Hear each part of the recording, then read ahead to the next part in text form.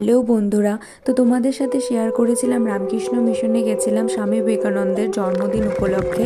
তো এই যে এইভাবেই সূচনা হয়েছিল সেদিনের অনুষ্ঠানের। তারপরে এই যে র্যালি নিয়ে বেরিয়ে গেছিলাম।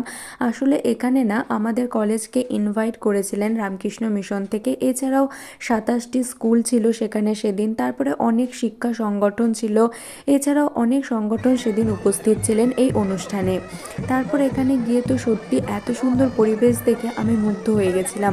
জীবনে প্রথমবার আমি রামকৃষ্ণ মিশনে গেছিলাম, আর এত সুন্দর ধারণ পরিবেশ করেছেন, সত্যি কিছু ওরাই বলার নেই। জীবিত আছেন। মহারাজ কিছু যারা বক্তৃতা নিজের জন্য দিচ্ছিলেন। জীবনটা ধারণ করেছেন, ওরা মৃতপ্রায়।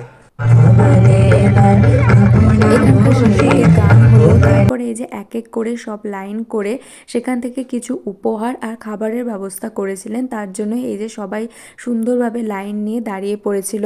আর সেখানে উপহার হিসেবে পেয়েছিলাম স্বামী বিবেকানন্দের বই। সেটা সত্যিই পেয়ে আমরা অনেক খুশি হয়েছিলাম।